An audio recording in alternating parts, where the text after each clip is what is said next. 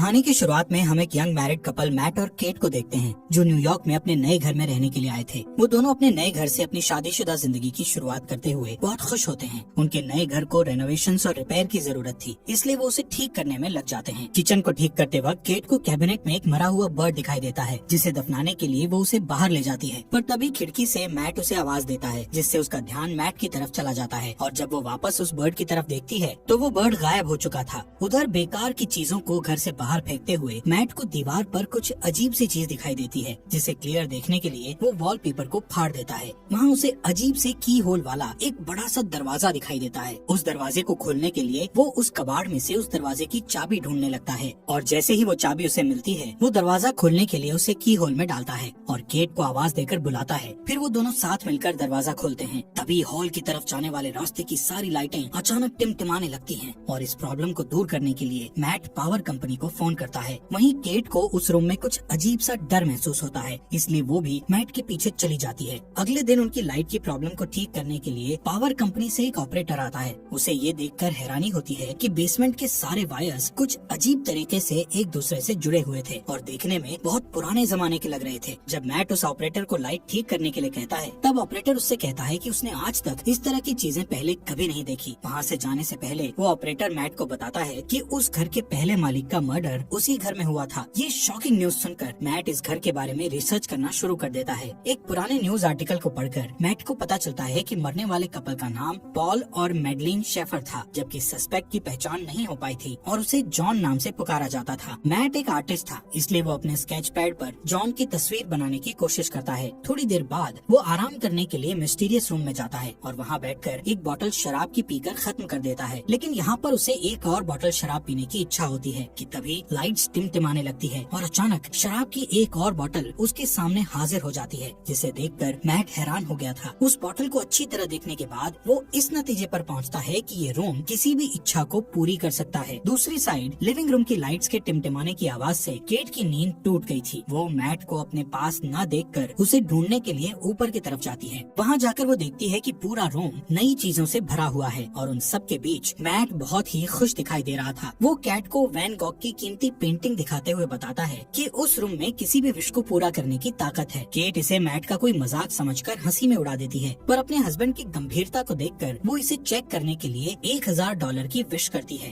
Cat के मांगे हुए पैसों को मैट पूरे रूम में ढूंढता है और वो पैसे उसे मिल जाते हैं। फिर भी केट को पूरी तरह विश्वास नहीं होता है और वो दोबारा $1 मिलियन की विश करती है। पहले की तरह इस बार भी उन्हें तुरंत $1 मिलियन मिल जाते हैं और वो रातों रात मिलियनर बन जाते हैं। ये सब देखकर केट बहुत डर जाती है और उस रूम से बाहर निकल जाती है। मैट उसके पास जाकर उसे समझाता है कि वो लोग इस चीज का फायदा उठा सकते हैं और एक शानदार जिंदगी जी सकते हैं। फिर भी वो दोनों सारा दिन उस रूम में अपनी मनपसंद चीजों की विश करते हुए बिताते हैं। उनकी एक विश पर रूम में मनपसंद कपड़ों, शैंपेन, कीमती चीजों और पैसों का ढेर लग जाता है। मैट और केट की खुशियों का ठिकाना नहीं रहता, क्योंकि दुनिया की हर बेशकीमती चीजें उनके पास होती हैं। रात होने पर केट मैट से पूछती है कि आखिर ये रूम उनकी सारी विशेष इतनी आसानी से कैसे पूरी कर देता है, लेकिन मैट उसे कहता है कि उसे इन सब बातों की चिंता नहीं करनी चाहिए। इस तरह अगले कुछ दिनों तक उनकी जिंदगी बड़ी शान शौकत से गुजरती है। हर बार जब भी उनकी कोई विश होती तो लाइट टिमटिमाती और उनकी सारी इच्छाएं बेसमेंट में बने उस रूम में तुरंत पूरी हो जाती। वो दोनों रातों रात मिले इस खजाने का जश्न मनाते, पार्टी करते और नाचते गाते हुए मस्ती में दिन गुजार रहे थे। लेकिन उनकी ये चमक धमक वाली जिंदगी ज्यादा दिनों तक उन्हें खुशी नहीं दे सकी और धीरे धीरे केट को अपने अंदर की कमी खलने लगती है, जो कि इन सारी चीजों से पूरी नहीं हो सकती थी। मैट को उसकी फिक्र होती है और वो उसे बच्चे का एक बेड गिफ्ट करता है, जो इस बात का इशारा था कि उन्हें बच्चे के लिए कोशिश करनी चाहिए। लेकिन केट ये देखकर खुश होने की बजाय अपसेट होकर घर से बाहर निकल जाती है, क्योंकि पहले ही उसके 2 मिसकैरेज हो चुके थे। थोड़ी देर बाद केट वापस लौटती है और उस विशिंग रूम में जाकर एक बच्चे की विश करती है। जब मैट को ये बात पता चलती है तो वो केट पर नाराज होकर कहता है कि बिना उसकी सलाह लिए उसे बच्चे की विश नहीं मांगनी चाहिए थी। इस बात पर दोनों में काफी बहस होती है। केट कहती है कि उसने ये शॉर्टकट इसलिए अपनाया ताकि मिसकैरेज या लेबर पेन की तकलीफ न झेलनी पड़े। वो कहती है कि वो दोनों इस बच्चे के साथ बहुत खुश रहेंगे, पर मैट इस बात से अग्री नहीं होता और उस बच्चे को रूम में ले जाकर उसके गायब होने की विश करने को कहता है। वो दोनों उस रूम में जाते हैं, पर केट बच्चे को गायब करने की विश नहीं कर पाती और रोते हुए बच्चा मैट के हवाले कर देती है। पर गोद में बच्चे को लेकर मैट भी इमोशनल हो जाता है और वो भी उसे गायब करने की विश नहीं कर पाता।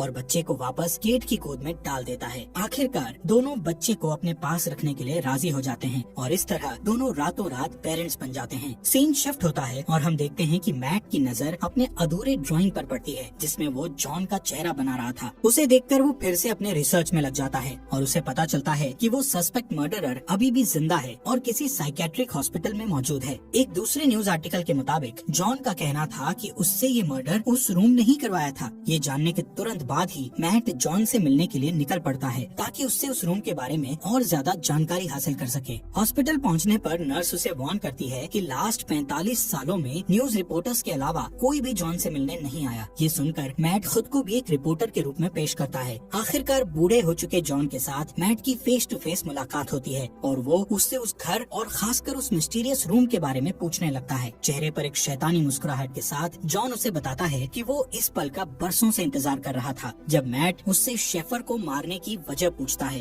तब वो कहता है कि इसके अलावा उसके पास और कोई चारा नहीं था। फिर बात को बदलते हुए वो मैट को जितनी जल्दी हो सके उस घर को छोड़ देने के लिए कहता है और कहता है कि जिस इंसान की इच्छाएं पूरी नहीं होती उससे ज्यादा खतरनाक वो इंसान होता है जिसकी सारी इच्छाएं पूरी हो जाती हैं। इसके बाद मैट घर लौटते वक्त एक गैस स्टेशन पर गैस डलवाने के लिए रुकता है, पर जैसे ही वो अपने वॉलेट से पैसे निकालता है तो देखता है कि उसके सारे पैसे डस्ट बन जाते हैं। ये देखकर वो तुरंत घर पहुंचता है और इस बात को कंफर्म करने के लिए उस रूम में रखे सारे पैसों को बाहर फेंक देता है। साथ ही वैन गॉग की उस पेंटिंग को भी दरवाजे के बाहर रख देता है। फिर उन सारी चीजों को डस्ट में बदलते हुए देखकर वो समझ जाता है कि वो लोग उस रूम से मिली किसी भी चीज को घर के बाहर नहीं ले जा सकते, नहीं तो वो सारी चीजें डस्ट में बदल जाएंगी। मैट गुस्से में दीवार को तोड़ देता है ताकि रूम की मिस्ट्री को जान सके, पर उसके अंदर उसे उलझी हुई वायर्स के सिवा कुछ नहीं दिखाई देता। उन वायर्स को ट्रैक करना मैट के लिए नामुमकिन था। फिर वो दीवार पर लगे कुछ वॉलपेपर्स को फाड़ता है तो उसे वहाँ उस घर का मैप दिखाई देता है जिसमें उसे सारे वायर्स के कनेक्शन की जानकारी मिलती है। इसी बीच केट बच्चे को गोद में लिए बाहर की तरफ चली जाती है, पर मैट उसे ये कहकर रोक देता है कि बच्चे को बाहर ले जाना सेफ नहीं है। वो उसे असल वजह नहीं बता पाता। कुछ दिनों बाद एक दिन बच्चा किसी दर्द की वजह से जोर जोर से रोने लगता है और केट से नहीं संभलता। तब मैट उसकी हेल्प करने के लिए बच्चे को गोद में ले लेता है और उसे चुप कराने के लिए बाहर निकल जाता है, पर कुछ ही सेकंड्स में वो बच्चा बड़ा होने लगता है और जब वो लोग वापस घर में घुसते हैं तो देखते हैं कि वो एक बड़ा बच्चा बन चुका था। उस रात मैट केट को बताता है कि वो रोम उनकी हर विश को पूरी कर सकता है, पर वो उसकी दी हुई चीजों को घर से बाहर नहीं निकाल सकते, वरना वो चीजें पुरानी होकर डस्ट में बदल जाएंगी। ये सुनकर केट को बहुत दुख होता है और वो कहती है कि उनका बच्चा कोई सामान नहीं है जिसे वो लोग बाहर नहीं ले जा सकते। उसे अपने बच्चे से बहुत लगाव होता है। वो उसे अपना बेटा ही मानती है और उसका नाम शेन रखती है। अगले कुछ दिनों तक केट शेन को घर पर ही पढ़ाती है और उसे समझाती है कि वो घर के बाहर नहीं जा सकता क्योंकि बाहर डेंजरस जर्म्स हैं जो उसे नुकसान पहुंचा सकते हैं। एक दिन जब केट उसे पढ़ा रही होती है तो वो बाहर जाने की जिद करने लगता है। वो कहता है कि उसने जिंदगी में एक बार भी घर के बाहर कदम नहीं रखा। उसे घर के अंदर सिर्फ दीवारें देखना अच्छा नहीं लगता था, लेकिन केट उसकी सेफ्टी के लिए उसे बाहर नहीं जाने दे सकती थी। इसलिए वो हर बार घर के अंदर आते और घर से बाहर जाते समय दरवाजे पर ताला लगा दिया करती थी ताकि शेन गलती से बाहर कदम ना रख सके। एक दिन उसे मैट का ऑर्डर दिया हुआ एक पैकेज मिलता है तो वो उसे लाकर मैट को दे देती है, पर गलती से फ्रंट डोर लॉक करना भूल जाती है। मैट को पार्सल के अंदर एक ब्रांड न्यू गन मिलती है जिसे वो संभाल कर रख देता है। इस बीच केट पियानो बजाने में बिजी हो जाती है और मौके का फायदा उठाकर शेन चुपके से फ्रंट डोर की तरफ बढ़ता है। वो बाहर की दुनिया देखने के लिए बहुत एक्साइटेड था, इसलिए अपने हाथ को दरवाजे से बाहर निकालकर ताजी हवा को महसूस करता है कि तभी केट की नजर उस पर पड़ती है। वो दौड़कर उसके पास जाती है और अपने बेटे को गले लगा लेती है। उसे सही सलामत देखकर केट को राहत मिलती है। फिर मैट और केट दोनों मिलकर शेन को बाहर जाने से रोकने के लिए पूरे घर की खिड़कियों में लकड़ी के तख्ते लगा देते हैं। उस रात केट की नींद खुलती है तो वो देखती है कि शेन उसकी बेड के पास खड़ा है और वो उससे उसके पास सोने की परमिशन मांगता है। फिर शेन उससे कहता है कि वो हमेशा उसके साथ रहना चाहता है, जिसे सुनकर वो प्यार से उसे अपने गले लगा लेती है। शेन को उसकी बातों से तसल्ली नहीं मिलती और वो कुछ सोचने लगता है। फिर हम देखते हैं कि अगले कुछ दिन मैट अपने गन से शूटिंग की प्रैक्टिस करता रहता है।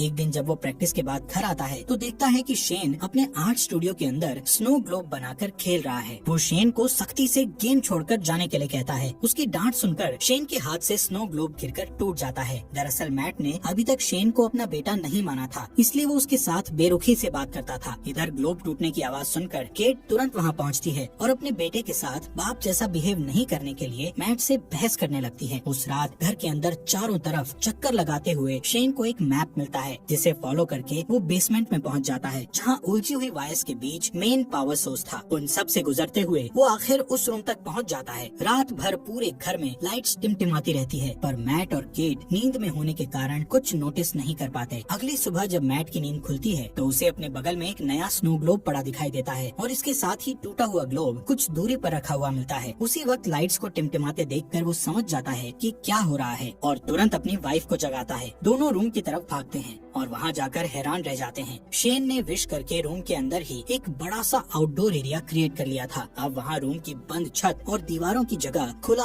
आसमान और एक बहुत बड़ा फॉरेस्ट था जहाँ शेन स्नोमैन बनाने में बिजी था। केट अपने बेटे की बनाई हुई शानदार दुनिया को देखकर खुशी से इमोशनल हो जाती है और उसके साथ खेलने लगती है, जबकि मैट को बहुत गुस्सा आता है और वो उसे हाथ पकड़कर वापस घर के अंदर ले आता है। इस घटना से दोनों के बीच शेन को रूम में जाने और खेलने देने की बात पर बहस होने लगती है। मैट कहता है कि ये खतरनाक हो सकता है, पर केट को ऐसा नहीं लगता। उनकी बहस चलती रहती है कि तभी फोन की घंटी बजती है और परमिशन नहीं होने के बावजूद शेन फोन उठा लेता है, पर जल्दी ही मैट उससे फोन छीनकर खुद बात करने लगता है। दूसरी तरफ जॉन की आवाज सुनकर उसे हैरानी होती है। शेन से बात करके जॉन को पता चल चुका था कि उन लोगों ने एक बच्चे की विश की थी। उधर किचन में रखे एक दूसरे फोन से केट उन दोनों की सारी बातें चुपके से सुन लेती है। जॉन उससे कहता है कि शेन को बाहर की दुनिया में आजादी से घूमने देने के लिए उसे केट की जिंदगी की कुर्बानी देनी पड़ेगी, यानी जब केट मर जाएगी तो शेन पूरी तरह से आजाद हो जाएगा और एक नॉर्मल इंसान की तरह जी सकेगा। फिर उसकी उम्र भी नॉर्मल इंसान की तरह ही बढ़ेगी। वो मैट को ये राज भी बताता है कि वो भी रूम का ही दिया हुआ एक बच्चा था। तब उसकी माँ ने उसके बाप को मार डाला था और उसे बड़ा करके खुद को मारने के लिए कहा था ताकि उसका बेटा आजाद हो सके। फिर वो मैट से कहता है कि उसके पास दो ऑप्शंस हैं, या तो वो केट को मारकर शेन को बचा सकता है या फिर शेन को मारकर केट को बचा सकता है। ये सारी बातें सुनकर केट को बहुत दुख होता है और वो घर छोड़कर चली जाती है, जिससे मैट को उसकी फिक्र होने लगती है। केट खुद को मारने के लिए अपनी कार का एक्सीडेंट करना चाहती थी, पर वो ऐसा नहीं कर पाती। इधर घर पर शेन के साथ मैट का बिहेवियर पागलों जैसा हो जाता है और वो उसकी सारी चीजें फेंक देता है, यहाँ तक कि उसका स्टूडियो तक तहस नहस कर डालता है। फिर थोड़ी देर बाद वो शेन के लिए डिनर तैयार करता है, जो कि कुछ दूर रखे डाइनिंग टेबल पर बैठा होता है। शेन उससे ढेर सारे सवाल पूछने लगता है, जिससे चिढ़कर वो शेन को बता देता है कि वो उनका असली बेटा नहीं है और न ही उसके कोई पेरेंट्स हैं। इतना ही नहीं, वो गुस्से में आकर शेन को फ्रंट डोर से बाहर निकाल देता है, पर शेन डरकर वापस ऊपर चला जाता है। कुछ ही देर में मैट को अपनी गलती का एहसास होता है और वो शेन के रूम में जाकर उससे माफी मांगने लगता है। फिर शेन उसे स्टोरी पढ़कर सुनाने को कहता है और सारी रात वो दोनों साथ में सोते हैं। जब केट वापस घर लौटती है तो उन दोनों को एक साथ सोते देखकर उसे बहुत अच्छा लगता है। उस रात मैट और केट दोनों इंटीमेसी में बिजी होते हैं कि शेन छुप कर उन्हें देख लेता है। फिर वो उनके सोने का इंतजार करता है और जैसे ही वो सोते हैं शेन चुपके से फ्रंट डोर की चाबी चुरा लेता है। अगले दिन सुबह मैट और केट फ्रंट डोर को खुला देखकर समझ जाते हैं कि शेन बाहर गया होगा। तभी घर के एक अलग हिस्से में शेन को देखकर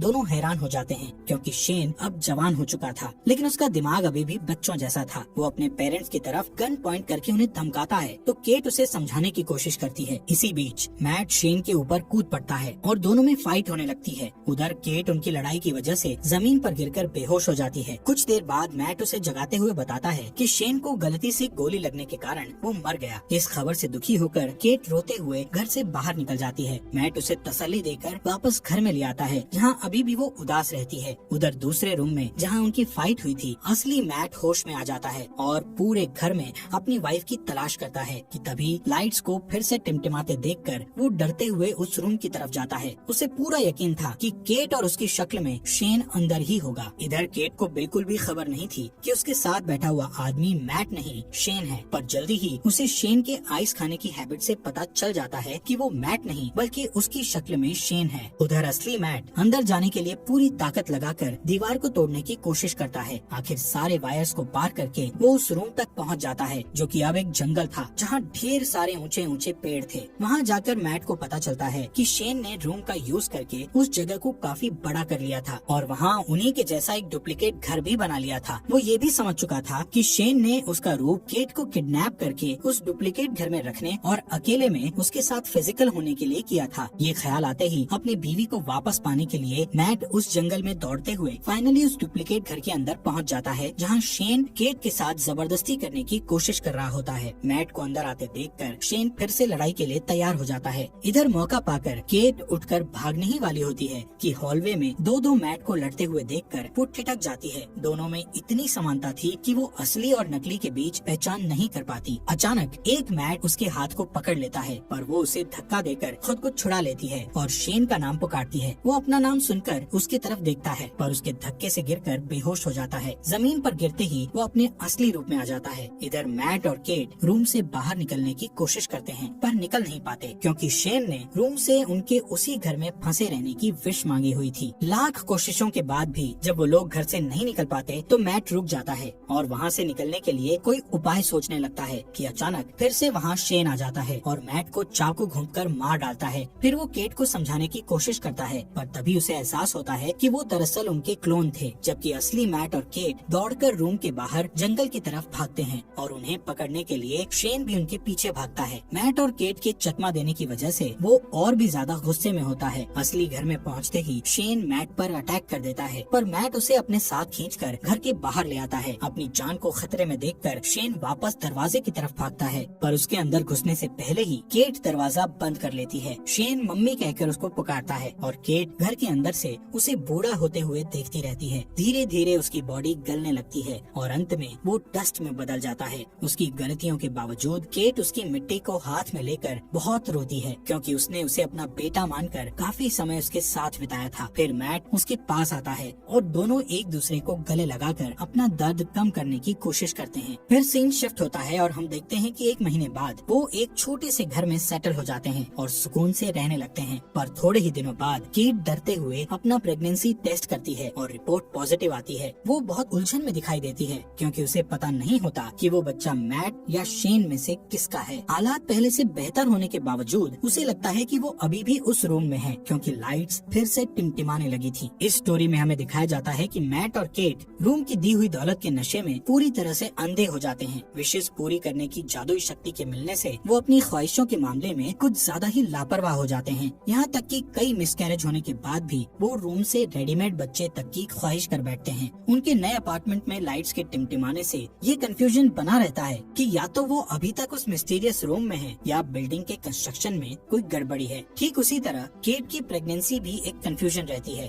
कि वो बच्चा मैट या शेन में से किसका है, क्योंकि उस घटना से 1 दिन पहले मैट और केट के बीच इंटीमेसी होती है और उस डुप्लीकेट घर में शेन भी उसे सेक्सुअली असॉल्ट कर चुका होता है। इस तरह ये कहानी न सिर्फ विश पूरा करने वाले रूम के इर्द गिर्द घूमती है, बल्कि